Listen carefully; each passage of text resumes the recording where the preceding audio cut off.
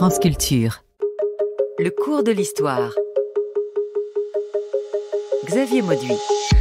Du lycée aux tranchées, les années d'apprentissage de Marc Bloch. Alsace-Lorraine, voilà le titre d'une chanson de 1871.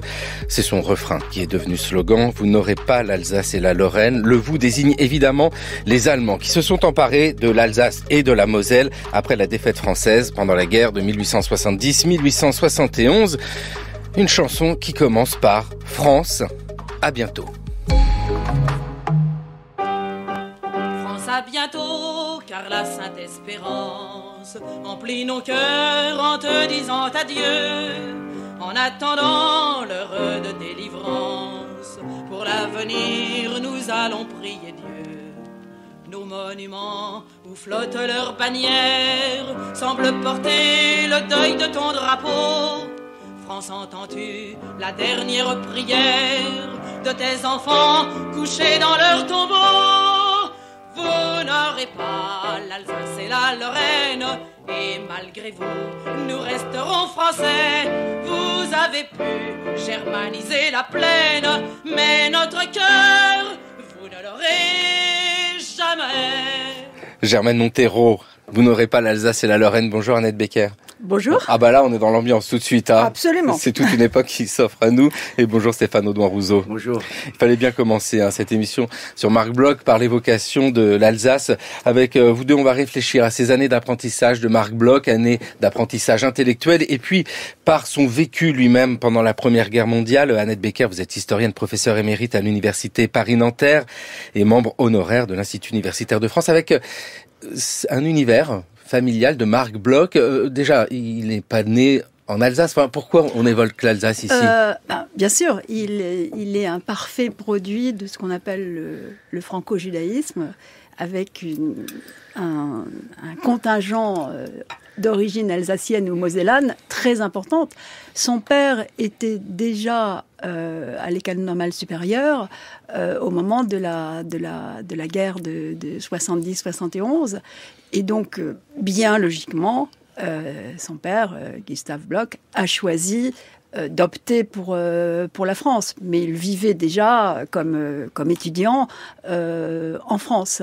Et donc, Marc, quand il naît, une dizaine d'années plus tard, bien évidemment, il est élevé dans cette idée qu'on est alsacien ou mosellan et que ces territoires ont été volés et happés et que la France tiendra toujours et que la France récupérera ces territoires.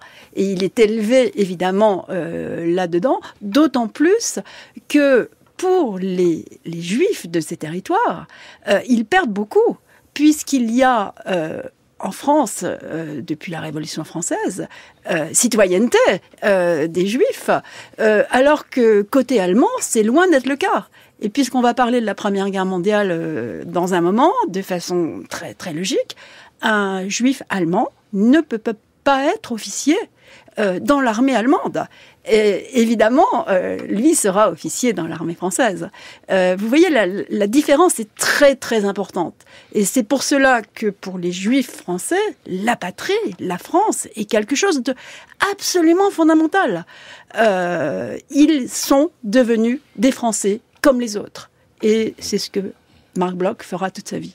Stéphane Audouin-Rousseau, Marc Bloch qui fait le choix, enfin en tout cas sa famille a fait le choix de quitter l'Alsace et de rester en France. C'est déjà très fort, et si on ajoute ce que vient nous expliquer Annette Becker, cette judaïté, on a vraiment ici des éléments constitutifs d'une position sociale. C'est pas rien de se dire, moi je suis issu d'une famille qui a fait le choix de la France. Oui, Annette Becker a tout à fait raison. C'est une famille donc optante, comme on disait, donc évidemment qui est très emblématique évidemment des débuts de la Troisième République, en France. Et il est évident que, sans être particulièrement revanchard, parce qu'on ne voit pas chez Marc Bloch la moindre allusion à la reconquête de l'Alsace-Lorraine, mais que le patriotisme français est constitutif de sa personnalité. C'était absolument évident dans tout ce qu'il écrit pendant la Première Guerre mondiale, tout ce qu'il écrit après, tout ce qu'il écrit pendant la Seconde Guerre mondiale, on en parlera peut-être avec en particulier L'étrange défaite.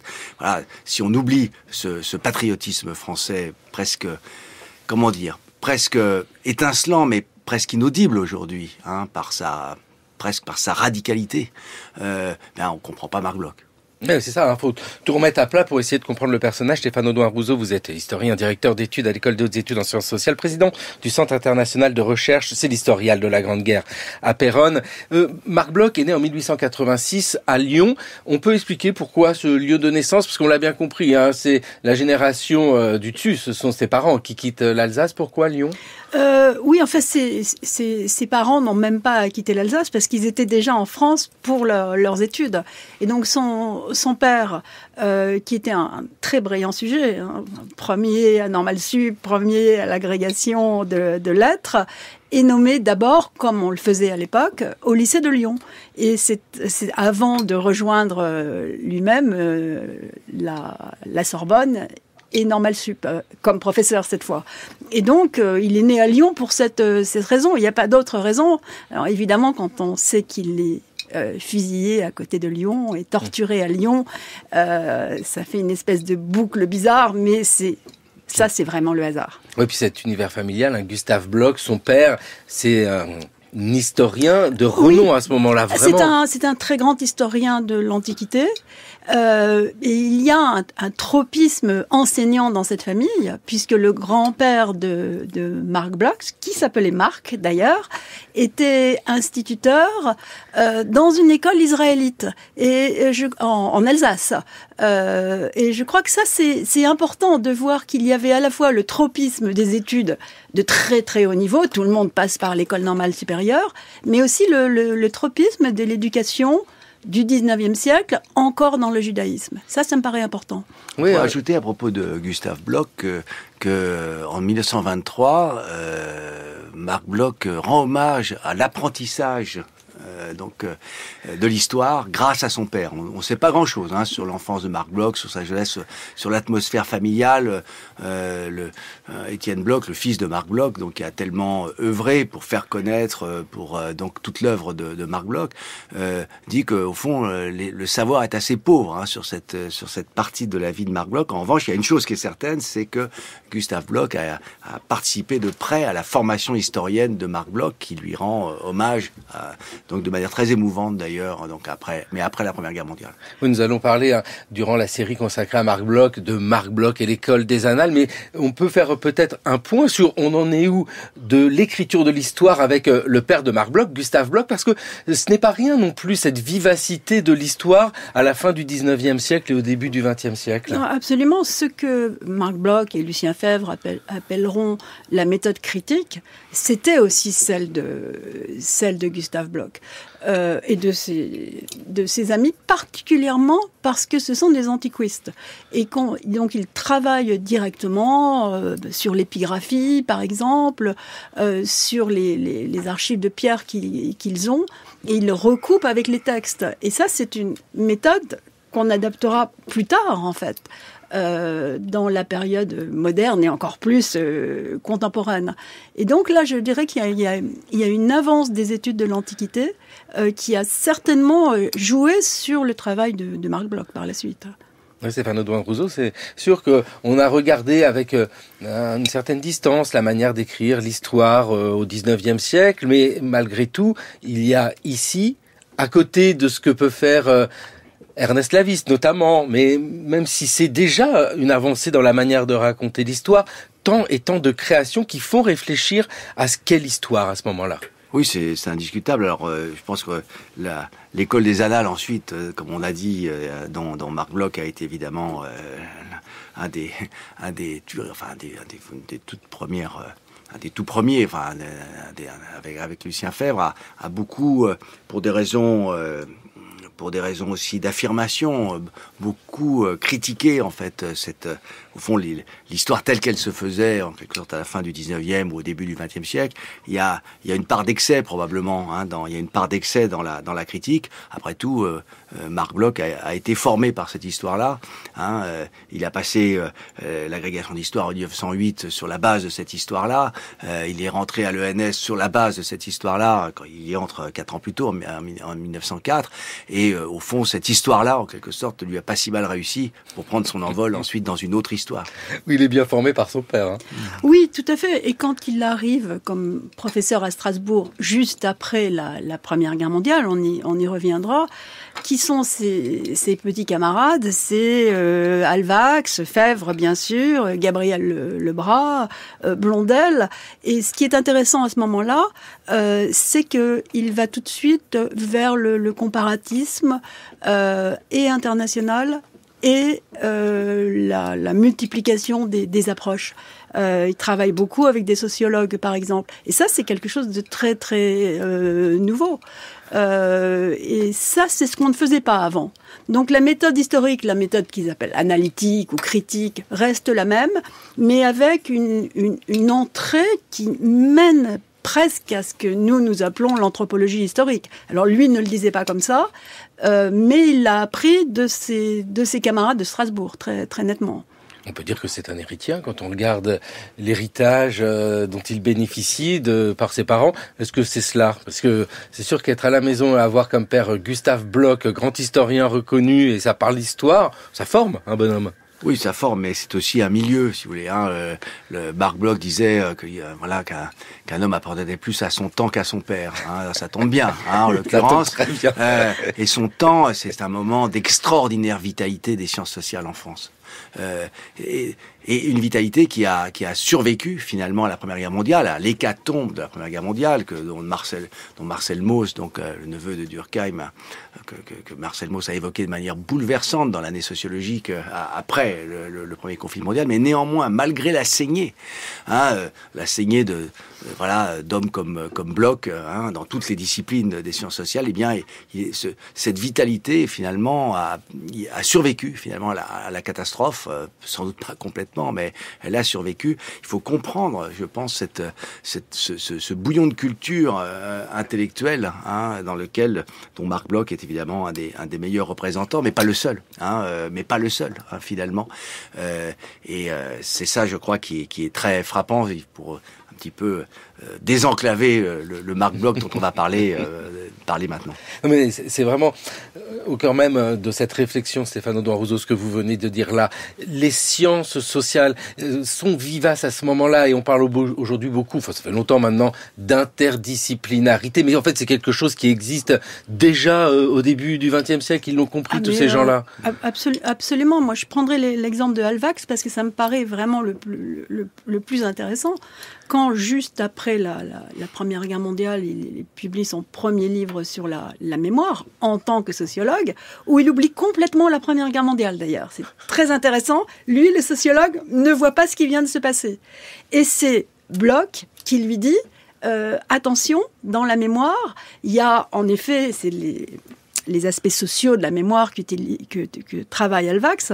Oui, il y a les groupes sociaux, mais n'oubliez pas l'individu. N'oubliez pas l'individu, n'oubliez pas les structures familiales, n'oubliez pas le rôle des grands-parents sur un individu, quel que soit son groupe social. Et Alvax lui rend hommage, immédiatement, il change sa façon de travailler. Donc le sociologue durkheimien travaille avec l'historien, et ils font de l'interdisciplinarité comme on l'a fait aujourd'hui, je dirais peut-être mieux qu'on l'a fait aujourd'hui. Ça, c'est très, très passionnant. Les cadres sociaux de la mémoire, c'est cet ouvrage de Maurice Alvax, qui nous permet de réfléchir à cette mémoire que nous portons, les cadres sociaux qui engendrent la manière dont nous percevons le monde. Et dans le cas de Marc Bloch, il y a ses origines, une famille juive alsacienne. Marc Bloch, évidemment, s'est exprimé sur cette question-là. Oui, je voudrais dire tout de suite que, en général, cette magnifique phrase si bien lue est la seule qu'on connaisse sur le judaïsme de Marc Bloch. Et il faut bien voir qu'elle est écrite dans l'été 40. au moment où il est en train de subir les premières persécutions. C'est juste avant le statut des Juifs, mais c'est aussi juste après le fait qu'il ait été renvoyé de son poste à la Sorbonne, puisque dès juillet 40, avant le statut des Juifs, les professeurs juifs sont expulsés. Et donc, il écrit cela pour montrer qu'il est avant tout français et que tout le reste, eh bien, c'est le problème des antisémites. Mais il ne faut pas voir tout le judaïsme de Bloch à l'aune de cela, parce qu'il est juif avant. Et bien sûr, il n'est pas juif religieux. Il n'y a aucune pratique dans sa famille depuis les grands-parents, voire les arrière-grands-parents de façon sérieuse. Donc, ce n'est pas un juif religieux du tout. Mais il y a, et on en a déjà parlé, cette volonté d'être des Français exemplaires. D'être des Français exemplaires parce que on les a rendus français avec la Révolution française. Et ça, cela reste tout le temps. Et je dois dire que on se marie entre juifs. Et ça, c'est quelque chose de très important. Ce n'est pas le hasard s'il épouse Simone Vidal juste après la Grande Guerre. Et Simone Vidal s'est engagée comme infirmière dans la Grande Guerre aussi. Donc ils ont ça en commun et elle s'est engagée, jeune femme juive, dans la Grande Guerre parce qu'elle est aussi très patriote. Et je crois que cela, c'est important à souligner. Je donnerai un autre exemple d'appartenance au judaïsme qui est très importante. Gustave Bloch, son père, qui est trop âgé pour se battre dans la Première Guerre mondiale, appartient, avec toute une série d'autres intellectuels juifs ou dignitaires juifs, à une organisation qui s'occupe de recenser les faits d'armes juifs au front. Alors, il n'y a pas que les juifs qui font ça, les catholiques font ça, les protestants font ça, les bouchers font ça. Tout le monde veut montrer qu'on est extrêmement patriote. Mais comme par hasard, Gustave Bloch est là, et comme il est un très grand historien, c'est lui qui organise le livre d'or du judaïsme français dans la Première Guerre mondiale. Donc on voit bien qu'il n'y a pas que les antisémites, il y a aussi un côté positif. On sait qu'on appartient à une communauté, et je dirais que c'est plutôt une communauté politique, culturelle, affective, que c'est une communauté religieuse à laquelle ils n'appartiennent pas. Stéphane Oudouin-Rouzon pourrait dire la même chose pour les Juifs allemands, qui s'engagent dans les combats également, parce que on a ce mouvement-là qui est en 1914 le reflet de ce qui se passe depuis des décennies et des décennies, le rapport que l'on peut avoir particulier avec la nation. Oui, c'est Annette Becker a tout à fait raison, et on mesure, enfin il y a quelqu'un effectivement de ce milieu intellectuel qui est particulièrement étincelant dans cet engagement, c'est Robert Hertz, en particulier un des plus brillants élèves de Durkheim, qui dit il y aura jamais assez de sang juif pour s'écouler sur la terre de France, et c'est pas juste des mots, il meurt au front à la tête de ses troupes, à la tête de ses hommes en 1915. Alors effectivement, la citation qui a été lue de Marc Bloch, c'est celle effectivement de L'étrange défaite. Pendant la Première Guerre mondiale, Marc Bloch, à ma connaissance, ne parle pas de judaïté. Ça ne veut pas dire qu'il n'ait pas souffert d'un certain antisémitisme. En particulier, il avait suggéré dans une lettre à son fils Étienne Bloch en 1936 que le fait qu'il soit passé du grade de sergent à adjudant à l'automne 14, qui était bizarre. Il aurait, compte tenu de l'hécatombe des officiers, il aurait dû passer sous-lieutenant beaucoup plus tôt, était peut-être lié à un conflit à son chef de corps, lui-même alimenté par une certaine forme d'antisémitisme. Mais Marc Bloch ne l'affirmait pas de manière positive.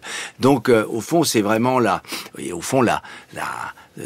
comment on pourrait dire la Première Guerre mondiale, si on peut dire les choses de cette manière, lui réussit entre guillemets. Il termine quand même capitaine, ce qui est pas du tout évident pour quelqu'un qui avait commencé comme sergent, comme officier d'état-major, avec toutes les citations des citations remarquables. Voilà, c'est vraiment les années 30, me semble-t-il, qui judaïse par certains côtés, je ne sais pas si l'expression est pertinente, mais qui judaïse Marc Bloch, lui font sentir la force de l'antisémitisme français, lui-même croissant dans l'entre-deux-guerres. Il est né en 1886, oui. Et donc ça veut dire qu'il a vécu l'affaire Dreyfus. Il a 20 oui. ans au Alors, moment du procès en réhabilitation. Les deux moments très importants, Stéphane Audouin-Rousseau a raison, c'est les années 30, j'y reviendrai tout de suite, mais c'est d'abord l'affaire Dreyfus. Et ça, il en parle très très souvent dans ses écrits. Il est un enfant de l'affaire. Vu qu'il est né en 1986, mais au moment de la réhabilitation, par exemple, il est tout à fait là, mais il le considère que c'est pas différent des autres de sa génération, qui sont des Dreyfusards, qu'ils soient juifs ou pas. Alors que les années 30, ça change tout. Ça change tout parce qu'il n'arrive pas à être élu au Collège de France. Et s'il n'est pas élu au Collège de France, c'est parce qu'il est juif. Et ça, c'est très net, y compris de la part de membres du Collège de France qui sont juifs et qui trouvent qu'il y a assez de juifs que ça serait dangereux s'il y en avait un de plus. Je citerai Sylvain Lévy, par exemple. Donc, à ce moment-là, il voit ce que c'est. Dans un premier temps, le premier échec au Collège de France, il pense que, bon, c'est rien, il a mal fait son dossier. Et au deuxième échec, il se rend bien compte que c'est l'antisémitisme. Oui, parce que vraiment, il y a de ça. Nous réfléchissons aujourd'hui, dans ces années d'apprentissage de Marc Bloch, nous avons évoqué ses origines familiales, son lien à la judaïté qui est complexe, absolument pas religieux, et puis lié à la famille, et puis à sa particularité de l'engagement au moment de la guerre. Il y a peut-être un autre univers à évoquer, c'est celui de l'école normale. Alors, parce que nous sommes avec beaucoup de normaliens, qu'il s'agisse de Gustave Bloch, de Marc Bloch évidemment. Stéphane Audouin-Rousseau, vous avez cité Robert Hertz, l'anthropologue qui lui-même était normalien. Petite évocation de l'école normale supérieure par Édouard Herriot. Alors, vous allez voir, nous sommes ici dans l'anecdote et le sourire. Alors, nous commentions dans cette brochure le règlement de l'école. Les professeurs sont seuls tenus d'assister à leurs conférences. Pendant ces conférences, ils sont priés de ne pas gêner le travail individuel. Il est interdit aux élèves d'écouter aux portes. Ce droit est exclusivement réservé à l'administration. À 7h20 du matin, midi et 8h du soir, les élèves se succèdent au réfectoire où les piles d'assiettes sont servies à profusion. L'école est chauffée du 1er avril au 25 juillet. À partir du 15 décembre, des boissons fraîches sont déposées dans les couloirs des salles d'études. On disait aussi volontiers parmi nous que l'on entrait à l'école normale surtout pour en être sorti, ce qui, je crois, est assez vrai. Édouard Herriot qui s'exprime en 1947 sur l'école normale supérieure. Édouard Herriot, indéboulonnable maire de Lyon, là où est né Marc Bloch. C'est important l'école normale supérieure dans sa formation, j'imagine, parce que c'est aussi le lieu de rencontre et puis c'est la vivacité intellectuelle, l'envie de faire bouger les choses. Annette Becker.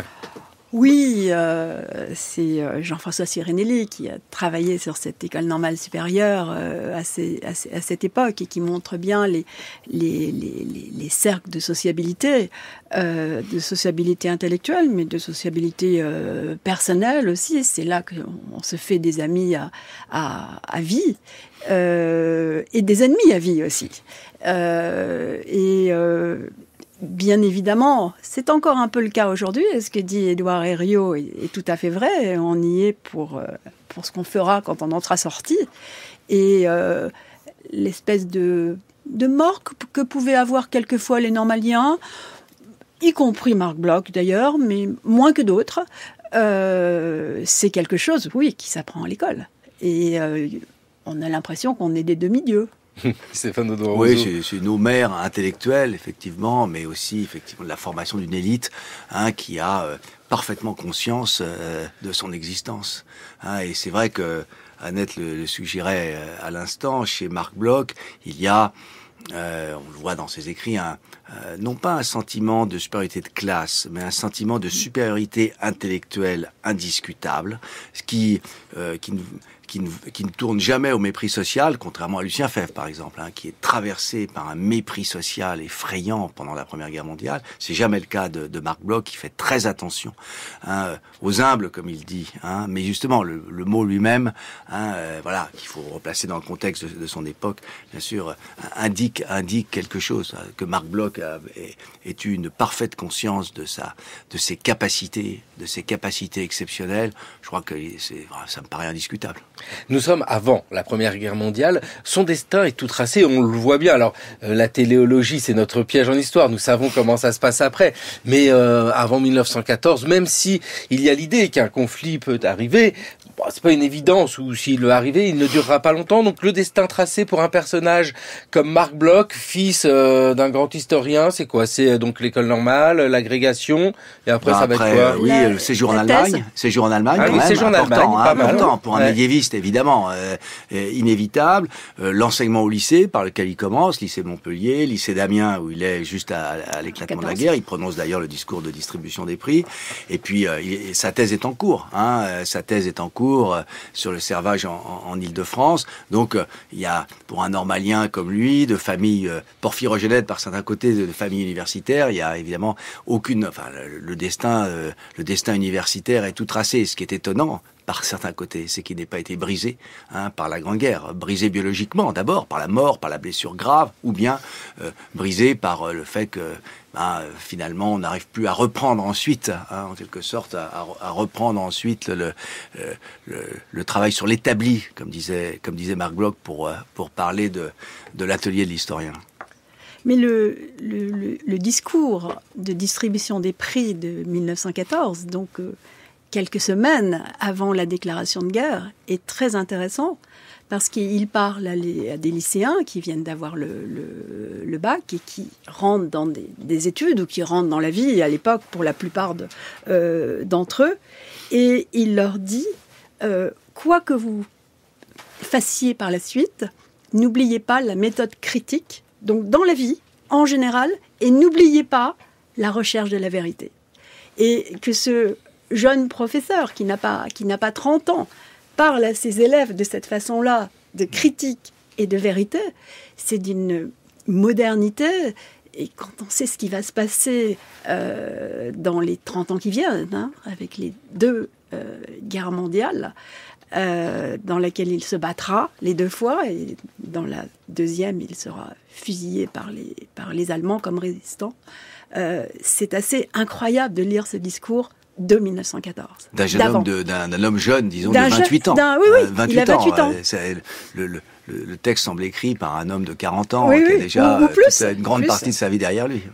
Il a compris des choses, Marc Bloch. Oui. Médiéviste, on l'a dit, son père est plutôt antiquisant, il est vers l'Antiquité. Oui. Donc, bon, ça va, il reste dans le même champ à table, on peut parler histoire, on n'est pas obligé de parler des mêmes sujets. Ça évite parfois des débats houleux. Ce qui est fascinant à voir ici, Annette Becker et Stéphane Audouin-Rousseau, c'est combien l'histoire est une discipline scientifique telle que désormais elle est perçue. Nous sommes au début du XXe siècle. C'est pas simplement la narration du passé. Il est médiéviste, il sera antiquisant, moderniste ou contemporanéiste, peu importe, la méthode critique est là.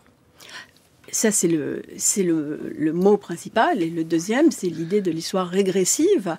C'est que nous vivons dans une certaine époque et que cette époque nous conduit à avoir une certaine vision intellectuelle. Et qu'on sait très bien que nous regardons nos archives, fussent-elles très anciennes, depuis le présent. Et ça, c'est une révolution extraordinaire. Dans son parcours, évidemment, il y a cet arrêt brutal en 1914, au moment où est déclenchée la Première Guerre mondiale. Ce qui est fascinant, c'est que Marc Bloch, combattant, poursuit sa réflexion, comme si il ne pouvait pas se départir de cette capacité d'analyse. Combattant, parce qu'il est mobilisé, il a l'âge, il peut pas échapper à la guerre. Il avait fait son service militaire en 1905-1906, un an seulement. Il avait devancé l'appel pour faire, comme les étudiants, un an seulement de service militaire. Il commence ensuite la Première Guerre mondiale, donc 10 ans plus tard, un peu moins de 10 ans plus tard, avec le grade de sergent, un grade relativement modeste. de sous-officier, effectivement, dans un régiment d'infanterie, et il subit son baptême du feu le 10 septembre. Alors, il y a là-dessus cette première confrontation à ce qu'était la violence de combat de la guerre moderne. Évidemment, il y a dans les pages qu'il écrira un tout petit peu plus tard, dans ses souvenirs de guerre, vraiment des pages essentielles sur ce moment. Et donc il mène une guerre de fantassins, c'est important, c'est la guerre de la majorité finalement, et il commence en quelque sorte dans la troupe, parce que un sergent qui fait la bataille des frontières, la retraite, puis qui participe à la fin de la bataille de la Marne, c'est vraiment une expérience commune, partagée par tous, et ça évidemment c'est un socle, un socle d'expérience qui ne quittera à mon avis jamais ensuite Marc Bloch. Il y fera constamment référence. Et puis ensuite, il monte lentement dans les grades, adjudant d'abord à l'automne 14, puis donc il devient sous-lieutenant en 1916, puis lieutenant, et puis finalement en 1918 il devient capitaine, ce qui est rare. Même pour un normalien, même pour quelqu'un de l'étoffe en quelque sorte de Marc Bloch. Et puis surtout à partir de 17, il entre dans l'état-major comme officier d'enseignement, dans l'état-major de son corps, c'est-à-dire le 72e régiment d'infanterie. Il avait commencé la guerre dans le 272e, il la poursuit dans le 72e, et donc évidemment cette position l'éloigne des premières lignes, et l'a probablement sauvé. Marc Bloch n'a pas participé à la bataille de Verdun, il a participé à la fin de la bataille de la Somme, et puis cette position d'officier d'état-major, disons pour les 2 dernières années de guerre, le protège, pas complètement, mais le protège largement. Ça explique que Marc Bloch, bien que plusieurs fois blessé, mais blessé légèrement, ait aussi survécu à la guerre, ce qui pour un officier de tranchée, un officier de contact, était presque un privilège. Souvenir de guerre de Marc Bloch. Et puis quelque chose recomposé quelques temps plus tard, c'est pas la même chose. Il écrit 2 choses pendant la guerre. Il écrit ses souvenirs, justement, comme l'a très bien lu Olivier Martineau, parce qu'il a été blessé, et immédiatement, il décide de coucher sur le papier ce qu'il a vécu dans, en gros, les 7 premiers mois de la guerre.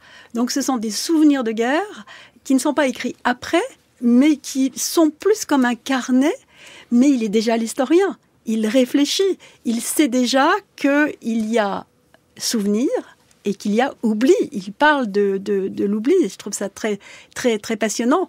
Et donc, il écrit à ce moment-là. Et la deuxième chose qu'il écrit pendant la guerre, à part ses lettres, évidemment, sa correspondance, qui est encore pas entièrement connue, sa correspondance de guerre, parce que la famille n'a pas tout déposé de ses correspondances aux archives nationales. Et puis, il y a toutes ces photographies, et puisqu'on parle d'écrit, les légendes des photographies.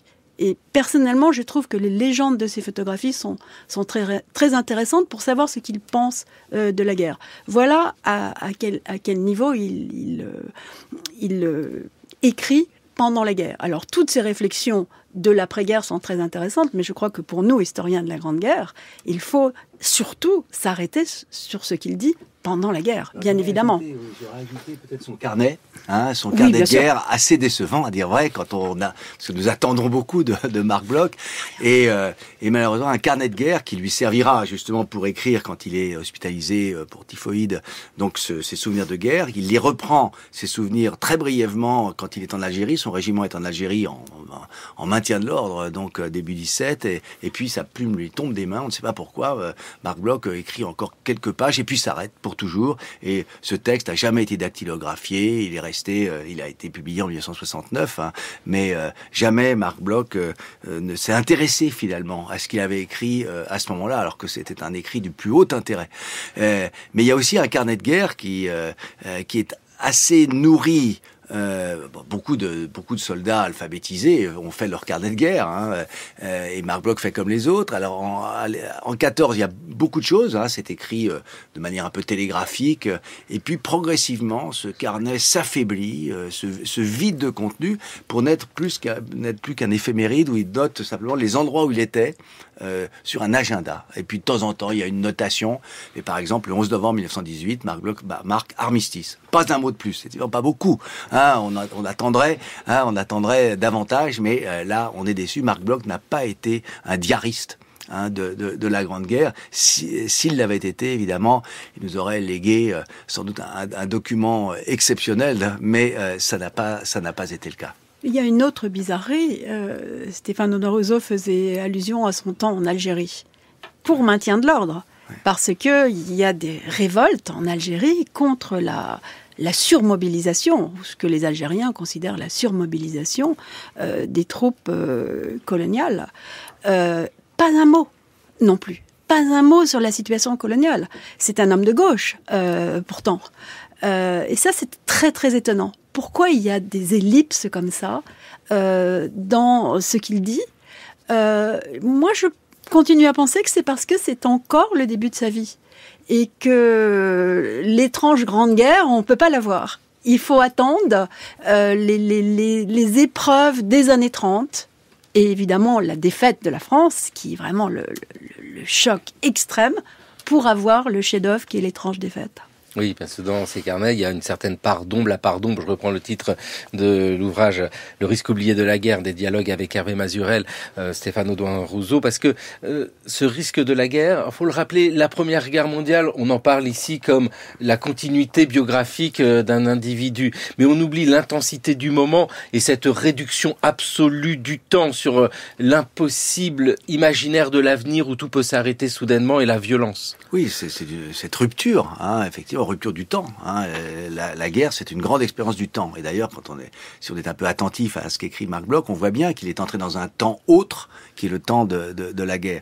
Un temps où la corporéité finalement l'emporte.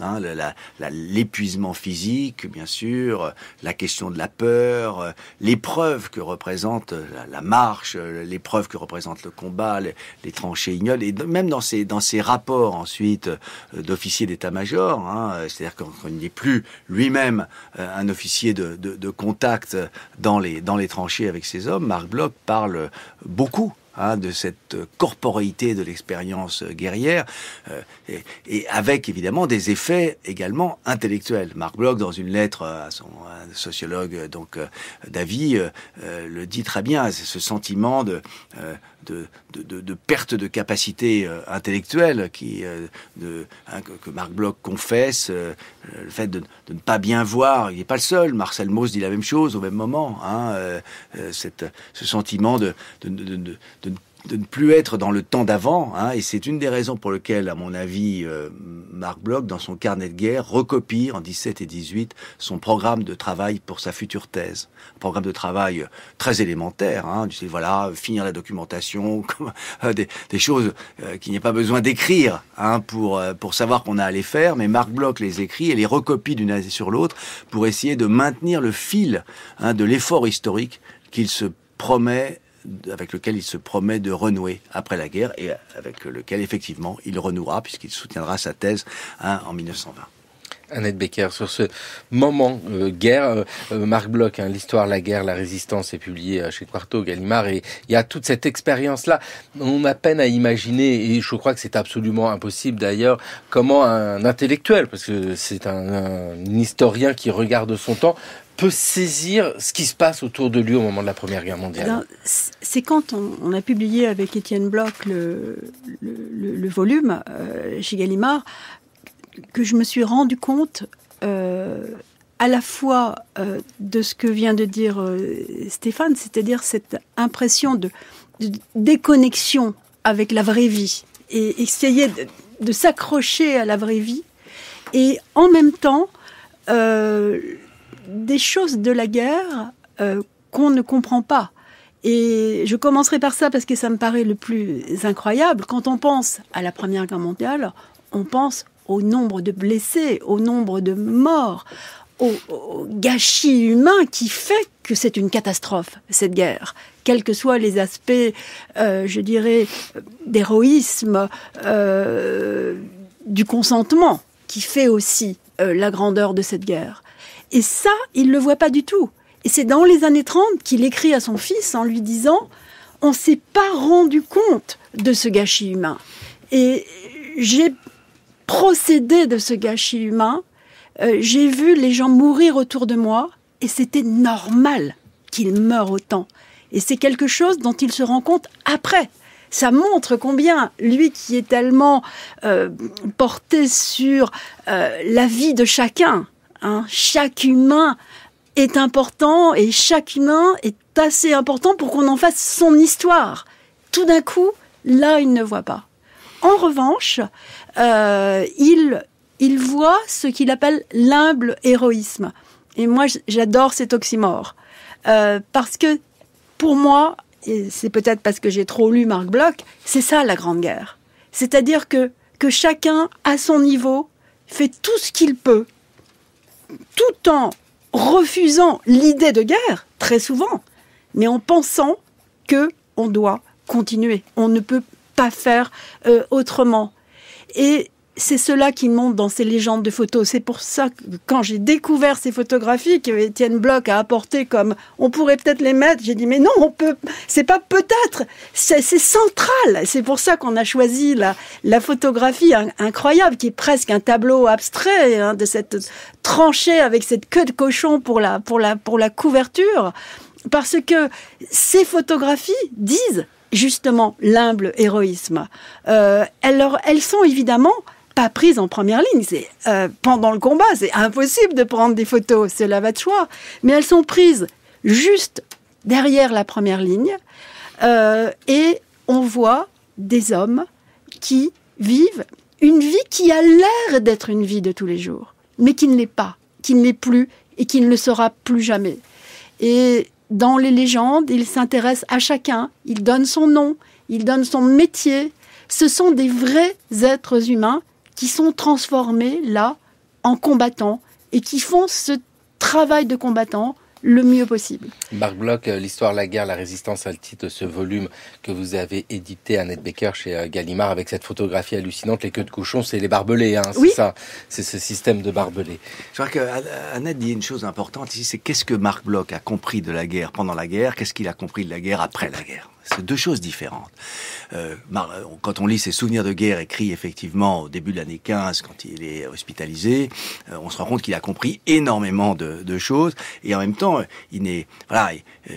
d'autres que lui auraient pu écrire des textes comparables. En revanche, quand il écrit l'étrange défaite, donc à l'été qu'il commence l'étrange défaite à l'été 40, là, on se rend compte que de l'extraordinaire maturation de sa pensée sur la Première Guerre mondiale. Parce que l'étrange défaite est toujours rabattue en quelque sorte sur une analyse du second conflit mondial, de la défaite française de mai-juin 40, mais à dire vrai, si on regarde mieux, si on regarde avec des lunettes de la Première Guerre mondiale, qui sont un peu les nôtres ce matin, on voit que Marc Bloch se livre à une anthropologie historique de ce qui s'est joué au front pendant la Première Guerre mondiale, d'une extraordinaire audace, et notamment, c'est vraiment sur l'expérience corporelle, l'expérience du sensible, sur lequel il insiste, et on voit bien, à mon sens, que Marc Bloch a progressé en quelque sorte dans la compréhension de sa propre expérience du premier conflit mondial, mais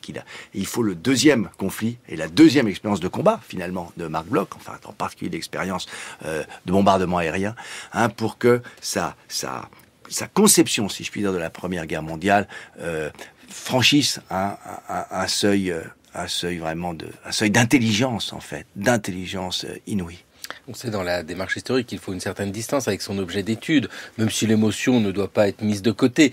Mais là, la distance pour Marc Bloch, au moment où il est plongé au plus près des combats, n'est pas possible. Il est à la fois témoin et dans l'analyse de ce qui se passe. Enfin, on comprend cette temporalité, Stéphane Audouin-Rousseau, que vous évoquez, c'est-à-dire qu'il faut peut-être un peu de temps après pour qu'il y ait cette maturation. Et en même temps, je pense de nouveau aux photographies, on y voit toutes ses passions. Passion pour l'art médiéval, c'est pas les églises qui manquent sur le front, et passion pour les êtres humains. Il parle en particulier des rites d'enterrement au front dans ses légendes, et il dit d'ailleurs qu'importait la religion. C'est là qu'il se décale un petit peu parce que ces cérémonies au fond sont toujours des cérémonies religieuses catholiques. Et qu'importait la religion, on était là pour enterrer ceux qui étaient morts au front. Et cette proximité temporelle avec ce qui se passe dans la guerre. On est blessé, on est tué, mais pourtant on tient, on continue. Et cela, c'est le cœur de la Première Guerre mondiale. Et cela, il l'a vécu. Et c'est seulement après, non seulement dans les tranches des fêtes, mais dans ces articles des années 20 sur lesquels on reviendra, et puis dans l'Apologie pour l'histoire, qui est quand même son dernier texte, qu'il écrit pendant la Résistance. Il l'écrit pour son fils qui, soi-disant, Étienne, lui posait des questions sur l'histoire. Et c'est une façon de réfléchir sur l'histoire en général. Et il prend pratiquement tous ces exemples dans la Première Guerre mondiale.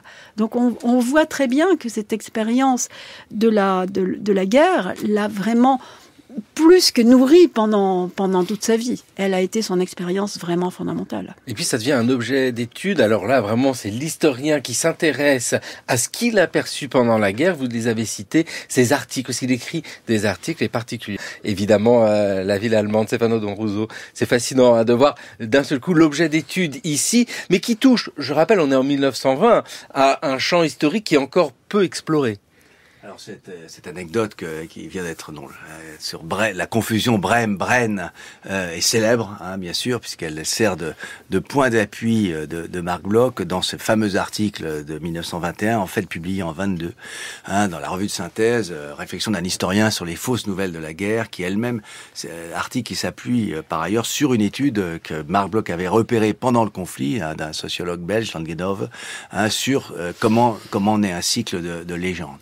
Et Marc Bloch, dans cet article, au fond, c'est un article d'une audace intellectuelle franchement stupéfiante, au fond s'intéresse effectivement aux fausses nouvelles dont il avait été lui-même d'ailleurs victime, notamment pendant la retraite de 14, et j'avais pas eu la force, dit-il, hein, de refuser.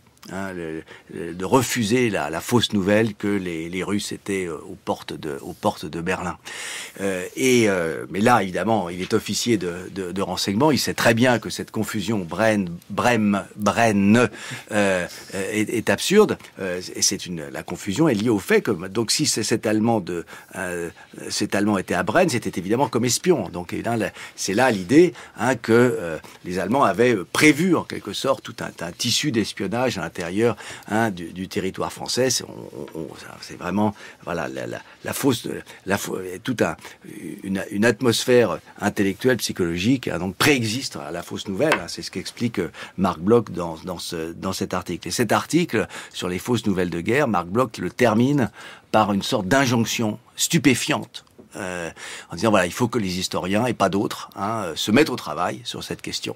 Se mettre au travail, il faut surtout pas laisser à des gens qui ne soient pas formés justement à la méthode critique, hein, le travail d'explorer ce corpus de fausses nouvelles. Le drame, c'est que malheureusement Marc Bloch n'a pas appliqué le programme, hein, qu'il prévoyait, qu'il met sur pied, qu'il indique aux autres. Marc Bloch est resté médiéviste.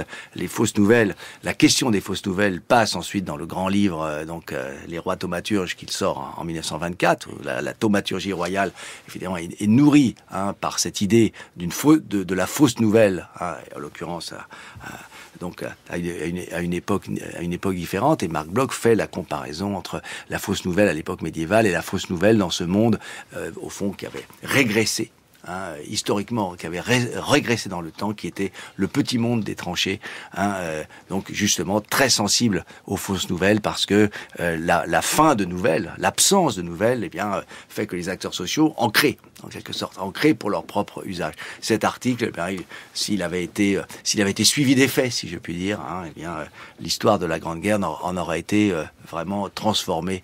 Hein, alors il a fallu 70 ans, hein, pour reprendre, hein, les intuitions de Marc Bloch. Un été moi, on en sait quelque chose. Oui, d'autant plus que s'il l'avait appliqué à la plus grande rumeur de guerre, c'est-à-dire les atrocités allemandes, ce qui a été considéré rumeur et qui a été tellement considérée comme rumeur que quand nous avons commencé à faire de l'histoire, Stéphane et moi, il y a 30 ans ensemble, eh bien, il y avait des guillemets à atrocité allemande. C'est les travaux de John Horn, les nôtres et de beaucoup d'historiens depuis, qui ont montré qu'il y avait de vraies atrocités et que c'est les rumeurs, comme les mains coupées des enfants ou un soldat qui aurait été crucifié, qui ont pris la place des vraies atrocités. Et la seule chose sur laquelle Marc Bloch a un tout petit peu travaillé, c'est sur la légende des francs-tireurs. C'est-à-dire que les Allemands auraient cru que la population de Louvain, par exemple, dont ils ont détruit la bibliothèque et une partie de la ville, eh bien la population de Louvain se serait soulevée comme des francs-tireurs, et c'est très ironique et très triste qu'il ait appartenu ensuite à un réseau de résistants qui s'appelle évidemment francs-tireurs. Et malheureusement, tout ce qu'il a vu dans cet article, qui était absolument prodigieux, il ne l'a pas continué. Alors il le continue à travers son œuvre de médiéviste, dans Les Rois thaumaturges, mais dans toutes sortes d'articles. Je pense à un article sur Saint-Martin, qui est intéressant parce que la Saint-Martin, c'est le 11 novembre. Et bien évidemment, immédiatement, il s'y applique. Et il montre qu'il y a plein d'erreurs sur Saint-Martin en tant que médiéviste, mais il le mélange avec les erreurs sur le 11 novembre. Et il fait ça toute sa vie. Mais nous, on aurait voulu qu'il soit un vrai contemporanéiste et qu'il aille jusqu'au bout. D'ailleurs, sur les francs-tireurs, néanmoins, effectivement, il dit quelque chose d'extraordinairement audacieux en 1921-22. Il dit, au fond, ces Allemands ont cru réellement à la rumeur de francs-tireurs qui était nourris depuis la guerre de 1870, et donc ils ont cru sincèrement qu'ils étaient attaqués par des francs-tireurs, et donc leur fureur répressive, et dans un certain nombre de cas exterminatrice, en Belgique, mais aussi dans le nord et l'est de la France, au fond était une colère sincère. Et s'étant trompé, il n'était pas possible de revenir ensuite sur l'erreur, compte tenu de ce qu'ils avaient fait. Et c'était quand même une manière de tenter de comprendre l'ennemi, au point peut-être le plus odieux de la manière dont il avait fait la guerre, donc à l'été et à l'automne 14. C'était en 1921 une prise pour un homme comme lui, officier de la Grande Guerre, extraordinairement patriote comme on l'a dit. C'était une prise de distance avec l'événement, à mon avis, absolument stupéfiante sur le plan intellectuel. Bien souvent, dès qu'on évoque Marc Bloch, on pense à la Seconde Guerre mondiale, à l'étrange défaite, au métier d'historien. Mais à vous écouter l'un et l'autre, Stéphane Audouin Rousseau et Annette Becker, on voit bien que tout cela n'est qu'un long processus et que déjà au moment de la Première Guerre mondiale, il y a en germe tout ce qui fait sa pensée. C'est constitutif de tout ce qu'il est. On peut pas le mettre de côté. La critique est déjà là. Bien sûr. Je pense que les très nombreux lecteurs de l'étrange défaite qui s'arrêtent là et qui l'étudient comme un témoignage à chaud d'histoire immédiate sur le deuxième conflit mondial passent complètement et à côté du livre et à côté de Marc Bloch, bien évidemment. Mais de plus en plus, ce n'est pas le cas, heureusement. Non, c'est pas le cas. Il y a cette édition de ses écrits à Marc Bloch, l'histoire, la guerre, la résistance, que vous avez réalisé, Annette Becker, chez Gallimard. Et puis, la pensée est structurante. C'est celle des anciens combattants. Marc Bloch est un ancien combattant et il est dans cette histoire-là. Je crois que Annette a raison, c'est une pensée unique. C'est une pensée unique. Il faut la prendre dans sa totalité, effectivement, depuis depuis la Première Guerre mondiale, voire avant, jusqu'à l'apologie pour l'histoire.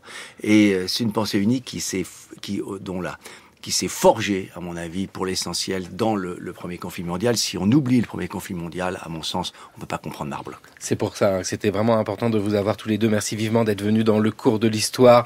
Annette Becker, Stéphane Audouin-Rouzon, on retrouve sur le site internet le cours de l'histoire toutes les références bibliographiques, vos ouvrages de la part de l'ombre de ces écrits de Marc Bloch. C'était important d'entamer cette série avec vous. Et pour terminer cette émission, on laisse la parole à Étienne Bloch, le fils de Marc Bloch, pour poursuivre dès demain la suite de cette histoire. Il avait un regard qui frappait, il avait l'air assez sévère, mais il avait tout de même un sourire qui éclairait son visage, et il lui arrivait assez souvent de sourire, très rarement de rire. En fait, je crois que mon père était un homme excessivement sensible et pudique. C'était le cours de l'histoire sur France Culture, une émission réalisée par Sam Bakias avec aujourd'hui la technique Guillaume Fichot, émission préparée par Jeanne Copet, Jeanne Delecroix, Raphaël Laloum, Chloé Rouillon et Maïwen Guiziou. Le cours de l'histoire à retrouver à podcaster sur notre site franceculture.fr et l'appli Radio France.